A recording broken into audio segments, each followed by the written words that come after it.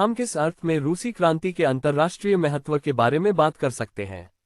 रूस में सर्वहारा वर्ग द्वारा राजनीतिक सत्ता प्राप्त करने के बाद के पहले महीनों में ऐसा लग सकता था कि पिछड़े रूस और पश्चिमी यूरोप के उन्नत देशों के बीच बहुत बड़ा अंतर बाद के देशों में सर्वहारा क्रांति की ओर ले जाएगा, जो हमारे साथ बहुत कम समानता रखते हैं। अब हमारे पास काफी अंतर्राष्ट्रीय अनुभव है जो बहुत स्पष्ट रूप से दिखाता है कि हमारी क्रांति की कुछ बुनियादी विशेषताओं का एक महत्व है जो स्थानीय या विशेष रूप से राष्ट्रीय या केवल रूसी नहीं है, बल्कि अंतर्राष्ट्रीय है। मैं यहाँ शब्द के व्यापक अर्थ में अंतर्राष्ट्रीय महत्व की बात नहीं कर रहा हूँ, न केवल हमारी क्रांति की कई बल्कि सभी प्राथमिक विशेषताएं और इसकी कई माध्यमिक विशेषताएं इसके प्रभाव के अर्थ में अंतर्राष्ट्रीय महत्व की हैं, सभी देशों पर। मैं शब्द के सबसे संकीर्ण अर्थ में इसकी बात कर रहा हूँ। अंतर्राष्ट्रीय महत्व का अर्थ अंतर्राष्ट्रीय वैधता या हमारे देश में जो कुछ हुआ है उसके अंतर्राष्ट्रीय स्तर पर दोहराव की ऐतिहासिक अनिवार्यता है। ये स्वीकार किया जाना चाहिए कि हमारी क्रांति की कुछ बुनियादी विशेषताओं का वह महत्व है। बेशक इस सच्चाई को बढ़ा चढ़ाकर बताना और इसे हमारी क्रांति की कुछ बुनियादी विशेषताओं से परे ले जाना बहुत बड़ी गलती होगी। इस तथ्य को नजरअंदाज करना भी गलत होगा कि कम से कम एक उन्नत देश में सर्वहारा क्रांति की जीत के तुरंत बाद संभवतः एक बड़ा बदलाव आएगा। रूस मॉडल नहीं रह जाएगा और एक बार फिर एक पिछड़ा देश बन जाएगा सोवियत और समाजवादी अर्थ में। हालांकि इतिहास के वर्तमान क्षण में ये रूसी मॉडल है जो सभी देशों को उनके निकट और अपरिहार्य भविष्य के बारे में कुछ और कुछ बहुत ही महत्वपूर्ण कुछ बताता है। सभी देशों के उन्नत श्रमिकों ने इसे बहुत पहले ही समझ लिया है। अक्सर ऐसा होता है कि उन्होंने इसे महसूस करने के बजाय अपनी क्रांतिकारी वर्ग वृत्ति से समझ लिया है। यही सोवियत सत्ता और बोल्शेविक सिद्धांत और रणनीति के मूल सिद्धांतों का अंतर्राष्ट्रीय महत्व शब्द के संकीर्ण अर्थ में निहित है। जर्मनी में काउत्स्की और ऑस्ट्रिया में ओटो बाउर और फ्रेडरिक एडलर जैसे दूसरे इंटरनेशनल के क्रांतिकारी नेता इसे समझने में विफल रहे हैं। यही वजह है कि वे प्रतिक्रियावादी और सबसे खराब तरह के अवसरवाद और सामाजिक विश्वासघात के पैरोकार साबित हुए हैं। संयोग से विश्व क्रांति वेल्ट रिवॉल्यूशन नामक गुमनाम पुस्तिका जो 1919 में वियना में प्रकाशित हुई थी, सोशलिस्टिश बुचेरी हिफ 11 इग्नास ब्रांड बहुत स्पष्ट रूप से उनकी पूरी सोच और विचारों की पूरी श्रृंखला को प्रकट करती है, या बल्कि उनकी मूर्खता, पांडित्य, नीचता और श्रमिक वर्ग के हितों के साथ विश्वासघात की पूरी सीमा को प्रकट करती है, और वह भी विश्व क्रांति के विचार का बचाव करने की आड़ में। हालांकि हम इस पुस्तिका पर किसी और समय विस्तार से चर्चा करेंगे।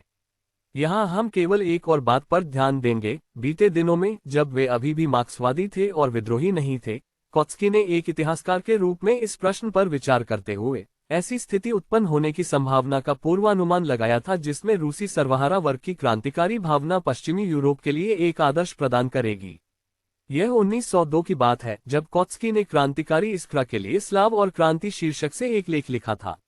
लेख में उन्होंने जो लिखा वह इस प्रकार है: वर्तमान समय में 1848 के विपरीत ऐसा प्रतीत होता है कि न केवल स्लाव क्रांतिकारी राष्ट्रों की पंक्ति में शामिल हो गए हैं, बल्कि क्रांतिकारी विचार और क्रांतिकारी कार्रवाई का केंद्र भी स्लावों की ओर अधिकाधिक स्थानांतरित हो रहा है।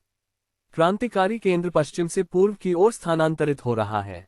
19वीं सदी के पूर्वार्ध में यह फ्रांस में स्थित था, कभी कभी इंग्लैंड में। 1848 में जर्मनी भी क्रांतिकारी राष्ट्रों की पंक्ति में शामिल हो गया।